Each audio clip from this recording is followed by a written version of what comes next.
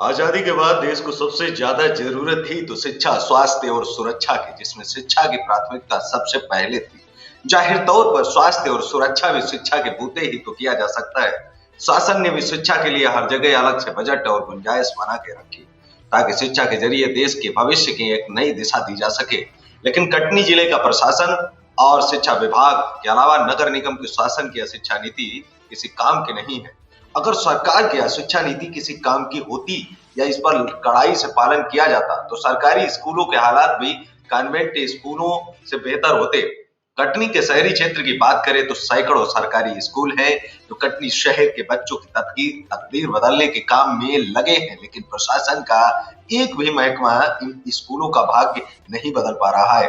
दरअसल मामला राज्य शिक्षा केंद्र और नगर निगम के अलावा जिला शिक्षा केंद्र के बीच उलझकर दम तोड़ देता है। जब किसी भी स्कूल में रिपेयरिंग की बात आती है तो उसे दो तरह से पेश किया जाता है।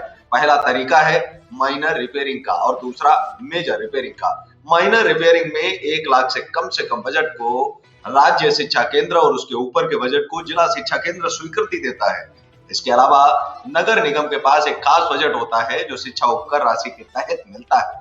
नगर निगम ने 2022 और 2023 के सत्र में स्कूलों के विन्यास और उनके जीर्णोद्धार के लिए तकरीबन 11.5 करोड़ रुपए जमा किए गए थे, जो खास तौर पर स्कूलों की मदद के लिए थे। इन पैसों का उपयोग तमाम स्कूलों के भाग्य बदलने के बाद बची हुई राशि को अन्य मदद में खर्च किया जाना था। अब इसे मदद में कितने पैसे हैं, अब इन्हें कहां खर्च किया गया है, या तो नगर निगम जाने। लेकिन एक बात तो हमें जरूर मालूम है कि नगर निगम क्षेत्र के तमाम स्कूलों की छत टपक रहे हैं। स्कूलों में शौचालय नहीं है, जिसके चलते विद्यार्थियों को नाले और खतरनाक झाड़ियों का सहारा लेना पड़ता है। बच्चे पूरे दिन शर्मसार होते हैं। नगर निगम को आखिर कब शर्म आएगी, कहना जरा मुश्किल है। लेकिन सबसे हैरान करने वाली बात यह है कि बिना बाउंड्री वाल के इन स्कूलों में शाम होते ही शराबियों का जमावड़ा भी लग जाता है। जहां ये स्कूल देर रात तक मैं खाने का मजा देते हैं। ये बात अलग है, सुबह स्कूल खुलने के बाद बच्चे शराबियों की खाली बोतलों को ठिकाने लगाने के काम में लग जाते हैं। कई स्कूलों के बीच गंदा नाला भी गुजरता है जो बरसात में उफनाकर अपनी सारी गंदगी इन स्कूलों में परोस देता है।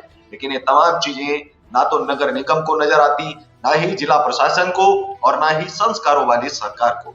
जिला शिक्षा अधिकारी तो फाइलों के बोझ में ऐसे दबे हैं कि उन्हें सिर उठाने की फुर्सत नहीं है। सबसे हैरान करने वाली बात तो यह है कि शहर में महापौर खुद महिला है और उन्हें भी नन्ही बच्चियों के रोज शर्मसार होने की जानकारी ही नहीं है। तो क्या ही कहा जाए, और इसके पास कितना बजट है कि इन तमाम स्कूलों के भाग्य को एक झटके में बदल दे। खैर, आप देखिए कटनी शहर के विकास को जो चौक चौराहों पर सौंदर्यीकरण के नाम पर हो रहा है। मोदी जी तो शौचालय के लिए न जाने कैसे कैसे उपाय कर रहे हैं।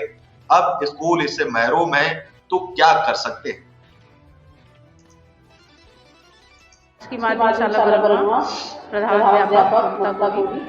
और यहाँ सबसे बड़ी समस्या ग्राउंड के बीच में नाली है, वो उससे बच्चों को बहुत परेशानी, बच्चे नाली में गिर जाते हैं, कीचड़ में गिर जाते हैं। और बारिश तो नाली के ऊपर बहती है, उसका पानी रहता है और कई बार शिक्षक भी स्लिप हो चुके हैं।